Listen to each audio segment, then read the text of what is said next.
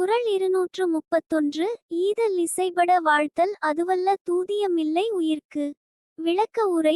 கொடைத்தன்மையும் குன்றாத புகழுந்தவிர வாழ்க்கைக்கு ஆக்கம் தரக்கூடியது வேறெதுவும் இல்லை. குறள் 232. உரைப்பார் உரைப்பவை எல்லாம் இறப்பார்க்கொன்றீவார் மேல் நிற்கும் புகழ். விளக்க உரை. போற்றுவோர் போற்றுவனவெல்லாம் இல்லாதவர்க்கு ஒன்று வழங்குவோரின் புகழை குறித்தே அமையும்.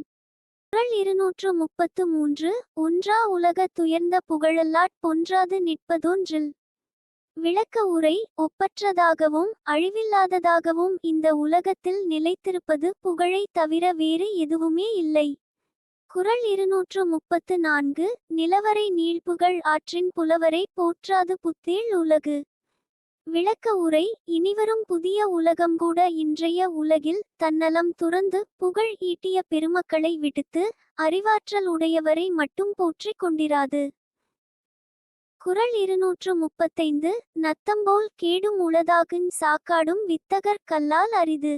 விளக்க உரை. துன்பங்களுக்கிடையே கூட அவற்றை தாங்கும் வலிமையால் தமது புகழை வளர்த்து கொள்வதும் தமது சாவிலும் கூட புகழை நிலை நாட்டுவதும் இயல்பான ஆற்றலுடையவருக்கே உரிய செயலாகும்.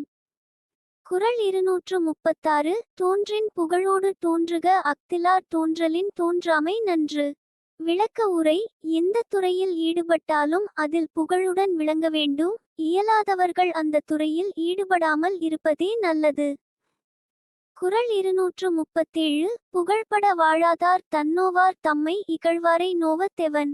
விளக்க உரை. உண்மையான புகழுடன் வாழ முடியாதவர்கள் அதற்காக தம்மை நொந்து கொள்ள வேண்டுமே தவிர தமது செயல்களை இகழ்ந்து பேசுகிறவர்களை நொந்து கொள்வது எதற்காக? குறள் 238. வசையென்ப வையத்தார்க்கெல்லாம் இசையென்னும் எச்சம் பெறா விடின். விளக்க உரை. தமக்கு பிறகும் எஞ்சி நிற்க கூடிய புகழை பெறாவிட்டால் அது அந்த வாழ்க்கைக்கே வந்த பழியென்று வையம் கூறும். குறள் 239. வசையிலா வன்பயன் குன்றும் இசையிலா யாக்கை பொறுத்த நிலம். விளக்க உரை. புகழ் எனப்படும் உயிர் இல்லாத வெறும் மனித உடலைச் சுமந்தால் இந்த பூமி நல்ல விளைவில்லாத நிலமாக கருதப்படும். குறள் 240. வசையொழிய வாழ்வாரே வாழ்வார் இசையொழிய வாழ்வாரே வாழா தவர். விளக்க உரை. பழி உண்டாகாமல் வாழ்வதே வாழ்க்கை எனப்படும். புகழ் இல்லாதவர் வாழ்வதும் வாழாததும் ஒன்றுதான்.